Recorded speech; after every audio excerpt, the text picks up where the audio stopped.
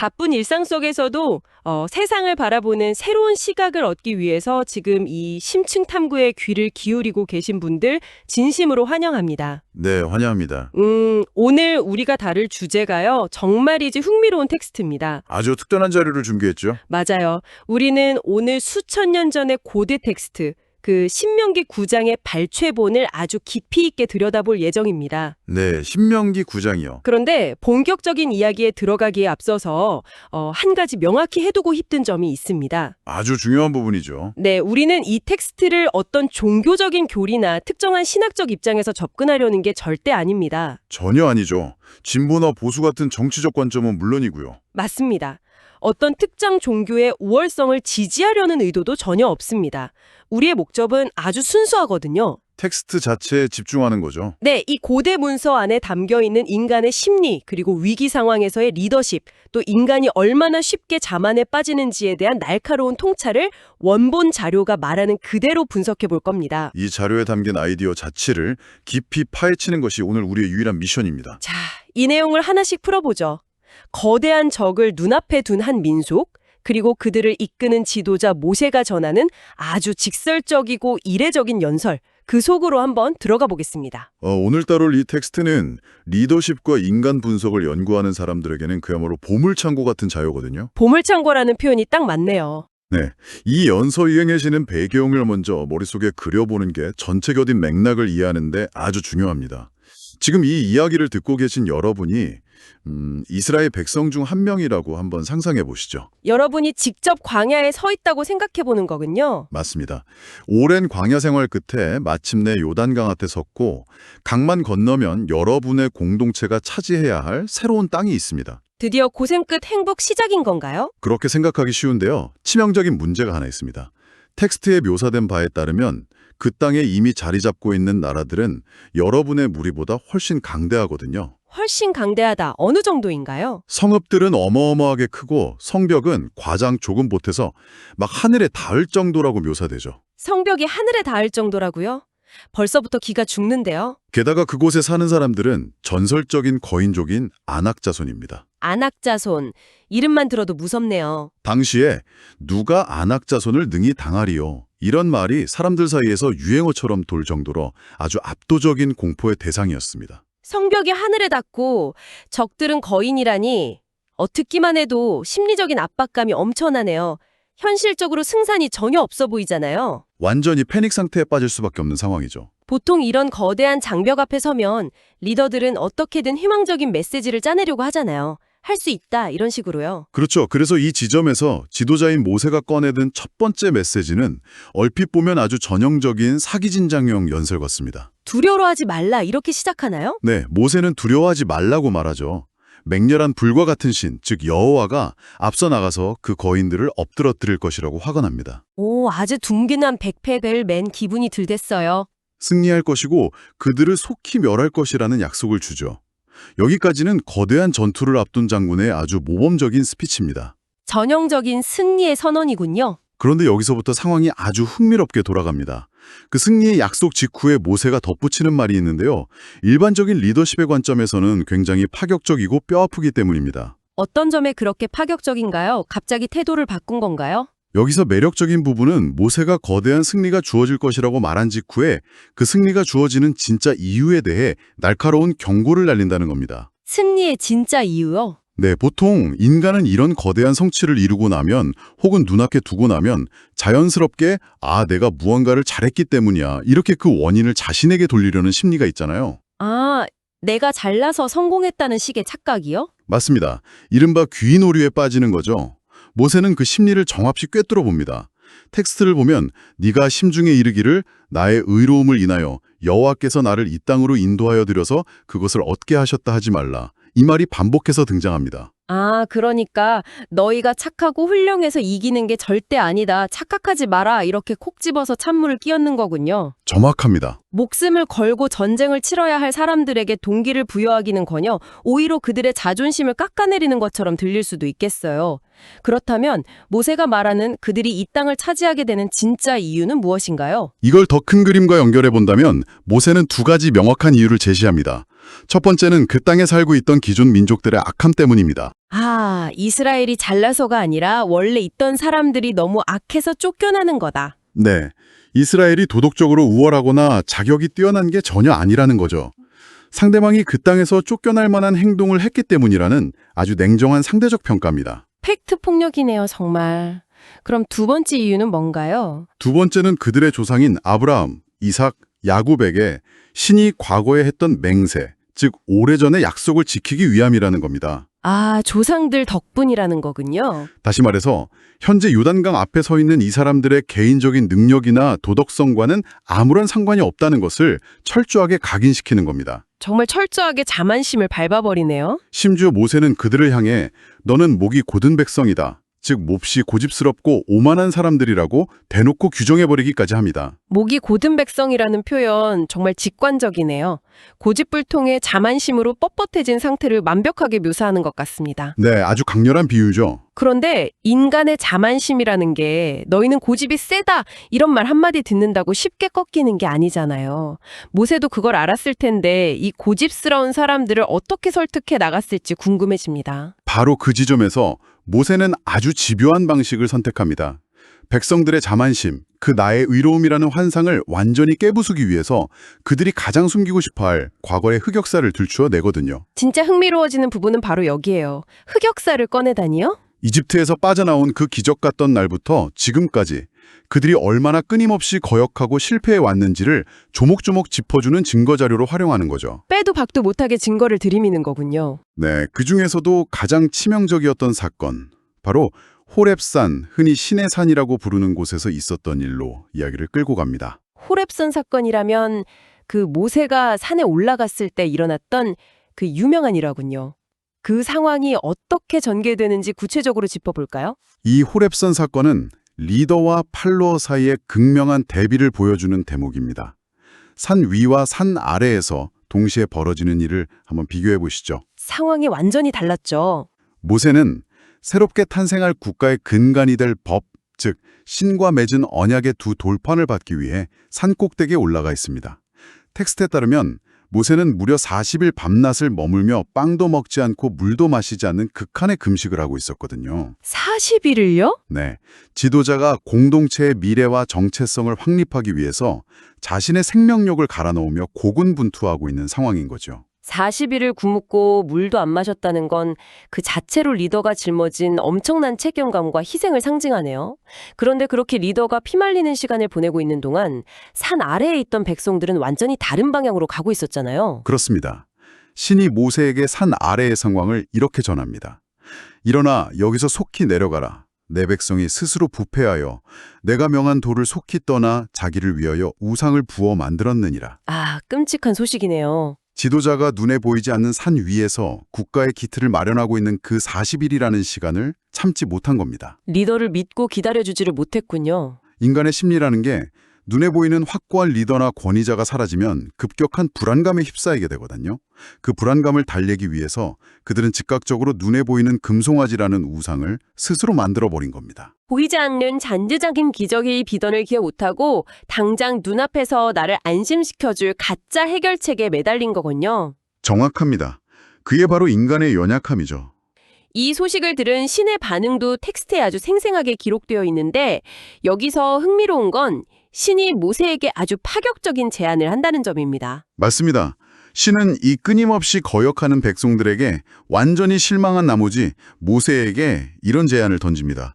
이 목이 곧은 백성을 천하에서 완전히 지워버리겠다. 즉 도말해버리겠다고 선언하죠. 전부 없애버리겠다는 거네요. 네, 그러고 나서 오직 모세, 당신 한 사람을 통해 이스라엘보다 훨씬 강대한 새로운 나라를 세우겠다고 말합니다. 와, 엄청난 제안인데요? 이것은 리더십의 관점에서 볼 때 모세에게 찾아온 가장 치명적이고 달콤한 유혹의 순간입니다. 리더의 입장에서 생각해보면 정말 엄청난 유혹이네요.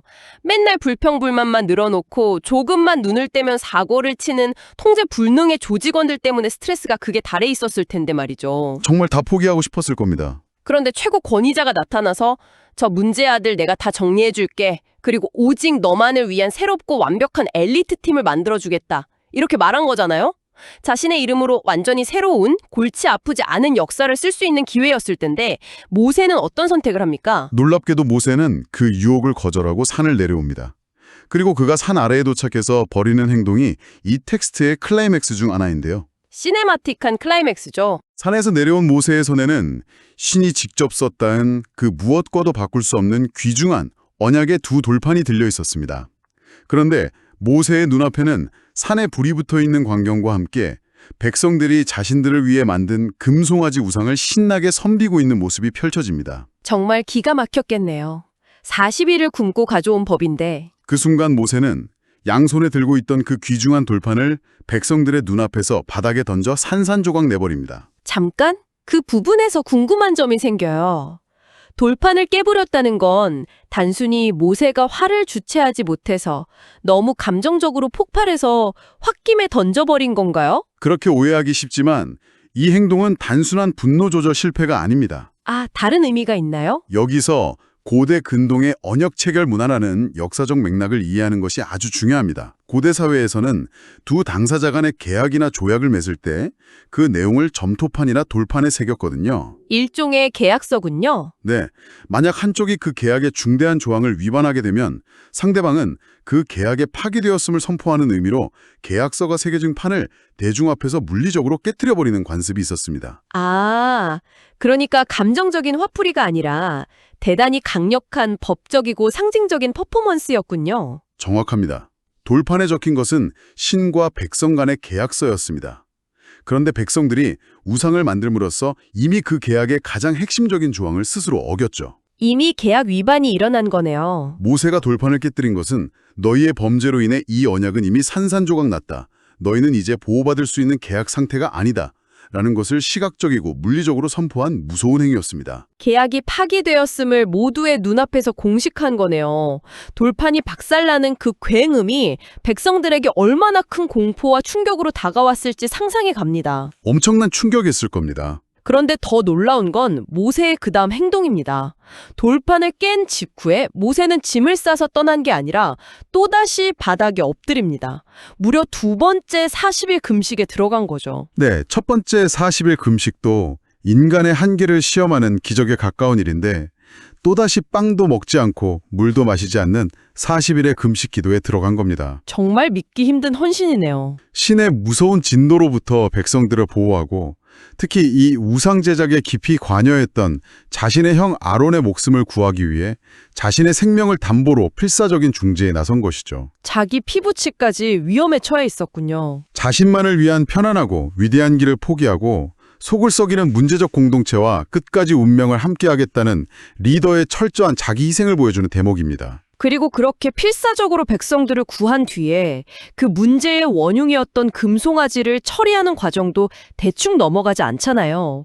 텍스트를 보면 그 파괴 과정이 너무나도 구체적이고 집요합니다. 그렇습니다. 모세는 백성들이 만든 그 금송아지를 가져다가 먼저 불사릅니다. 하지만 거기서 멈추지 않죠. 불태운 것만으로는 부족했나 보네요. 불탄 덩어리를 다시 찌고 티클처럼 가늘게 갈아버립니다.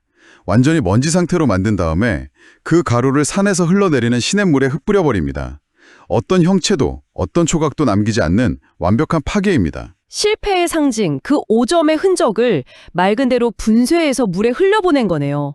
우상이라는 것이 얼마나 무가치하고 허망한 것인지를 사람들의 뇌리에 지워지지 않게 시각적으로 각인시키는 행위였던 것 같습니다. 다시는 쳐다보지도 못하게 만든 거죠.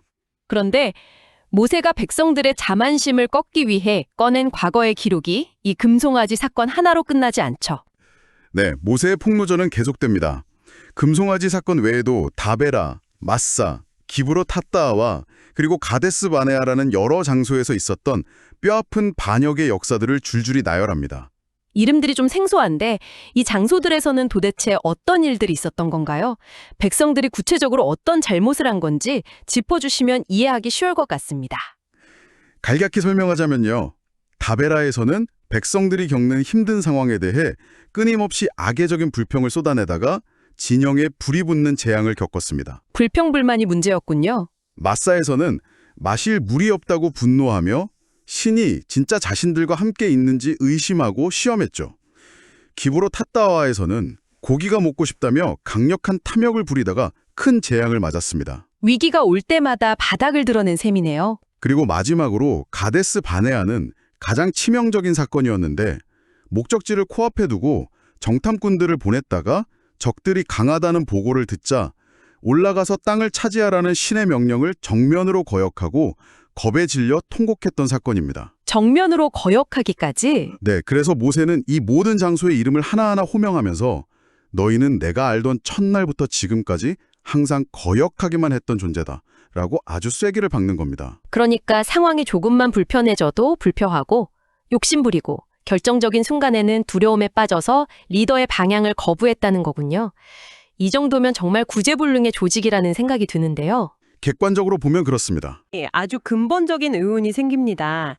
이 백성들이 이렇게나 문제가 많고 끊임없이 배신과 거역을 일삼는다면 도대체 모세는 두 번째 40일 금식을 하면서 신의 진노를 가라앉히기 위해 어떤 논리를 사용했을까요? 이 사람들이 앞으로는 축해질 테니 한 번만 봐주세요라거나 알고 보면 장점도 있습니다라고 변호할 수는 없는 상황이잖아요. 아주 핵심적인 질문입니다. 방금 전까지 이들이 얼마나 악한지를 모세 본인이 낱낱이 증명해 보였으니까요. 바로 이 지점에서 고대 텍스트 속에 숨겨진 고도의 협상술, 평판을 이용한 지렛대 효과가 빛을 발합니다. 평판을 이용한 지렛대 효과요? 네. 모세의 기도를 자세히 분석해 보면 백성들이 용서받을 자격이 있다거나 그들에게 선한 면이 있다고 말하는 구절이 단 한 군데도 없습니다. 아, 실드를 쳐주지 않은 거네요. 대신 모세는 전혀 다른 각도로 접근합니다. 이것은 아주 중요한 질문을 제기하는데요.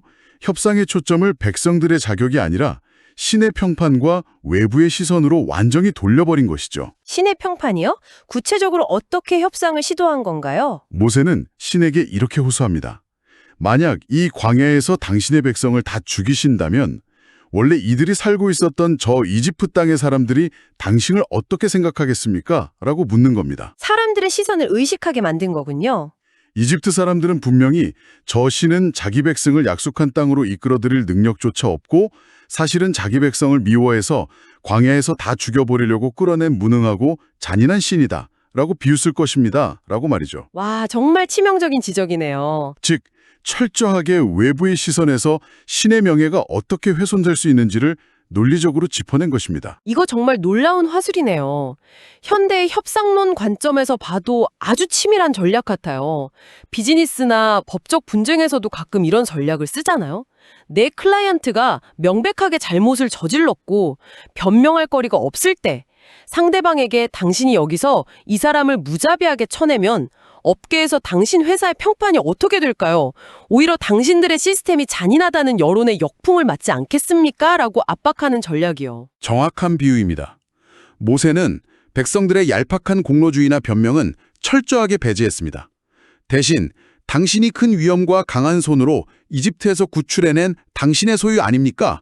당신이 시작한 이 거대한 프로젝트를 여기서 이렇게 끝내버리면 결국 손상되는 것은 당신의 이름과 명예입니다. 라는 거시적인 명분에 호소한 것이죠. 백성들을 넘어서서 그 프로젝트 전체의 명분을 본 거군요. 덧붙여서 과거 아브라함, 이삭, 야곱과 맺었던 오래된 약속을 상기시키며 제발 이 백성의 악함과 죄를 보지 말아달라고 간구합니다. 궁지에 몰렸을 때, 정말 내세울 만한 자격이 전혀 없을 때 리더가 개인의 자격을 넘어 더 거대한 명분과 외부의 시스템적 관점을 끌어와서 공동체를 구출해내는 모습.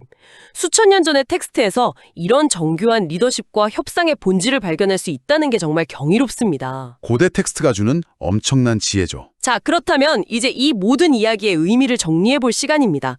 그래서 이게 다 무슨 의미일까요? 오늘 우리가 깊이 파고든 이 신명기 9장이라는 텍스트가 단순히 이스라엘의 고대 역상을 기록한 문서를 넘어서 오늘날의 치열한 일상을 살아가는 우리에게 던지는 날카로운 메시지는 무엇일까요? 이 텍스트는 압도적인 위기를 극복했거나 반대로 거대한 성공과 성취를 코앞에 둔 모든 사람들에게 처방하는 자만심에 대한 가장 강력한 해독제라고 할 수 있습니다. 자만심에 대한 해독제. 우리는 성공의 순간에 본능적으로 귀인 오류에 빠집니다. 내가 남들보다 능력이 뛰어나서, 내가 더 성실하고 정직해서, 내 통찰력이 남달라서 이 자리에 올랐다라고 믿고 싶어 하죠. 하지만 이 텍스트는 그 오만한 나의 의로움을 산산조각난 돌판처럼 사정없이 부숴버립니다. 우리가 누리는 그 성공의 배경에는 사실 수많은 변수들이 존재하잖아요. 시대적인 운, 타인의 보이지 않는 희생, 앞선 세대가 만들어 놓은 인프라, 혹은 경쟁자의 치명적인 실수 같은 것들 말이죠. 이런 외부적인 요인들이 복합적으로 얽혀서 만들어진 결과를 오직 나의 훌륭함으로 포장하려는 얄팍한 본성의 경종을 울리는 거군요. 그렇습니다. 성공의 원인을 나 자신에게서만 찾으려 할 때 인간은 반드시 목이 곧은 백성처럼 오만해지고 타락하기 쉽습니다. 동시에 이 텍스트는 아주 깊은 위로의 역설도 제공합니다. 위로의 역설이라니? 어떤 의미죠? 앞으로 나아가기 위해서 더 큰 장벽을 넘어서기 위해서 우리는 자신이 얼마나 무결점의 완벽한 존재인지를 증명할 필요가 없다는 겁니다. 오히려 과거의 부끄러운 실패, 불안감에 휩싸여 만들었던 그 수많은 금송아지의 기억들을 회피하지 않고 똑똑히 직면하는 것이 중요합니다. 실패를 인정하는 용기가 필요하군요. 자신이 얼마나 연약하고 고집스러운 존재인지를 뼈저리게 인정할 때 비로소 근거 없는 자만심을 버리고 눈앞에 진짜 거인들과 마주할 용기를 얻을 수 있다는 것이 이 고대 텍스트가 전하는 변치 않는 진리입니다. 자신이 완벽하지 않다는 것을 인정하는 것에서부터 진짜 성장이 시작된다는 말씀이네요. 오늘 심층 탐구를 마무리하면서 지금 이 이야기를 듣고 계신 청취자 여러분에게 도발적인 질문을 하나 던지고 싶습니다. 여러분 스스로 고민해 보실 만한 질문이죠. 여러분의 삶에서 지금까지 이룬 가장 크고 자랑스러운 성취 혹은 극복해낸 가장 거대한 장벽을 하나 떠올려 보십시오. 만약 오늘 당장 그 성공의 결과물에서 오로지 나의 공로라는 꼬리표를 완전히 떼내어 본다면 그 자리에는 과연 어떤 것들이 남게 될까요? 참 많은 생각이 들게 하는 질문입니다. 과연 우리는 성공을 축하하는 그 화려한 조명 아래에서 과거의 뼈아픈 실패와 부끄러운 금송아지의 기억들을 오히려 더 나은 내일을 향한 단단한 디딤돌로 마주할 용기를 가지고 있을까요? 이 질문에 대한 답을 여러분의 일상과 경험 속에서 조용히 그러나 깊이 있게 탐구해 보시길 권합니다. 오늘 시간은 여기서 마치겠습니다. 끝까지 함께해 주셔서 감사합니다.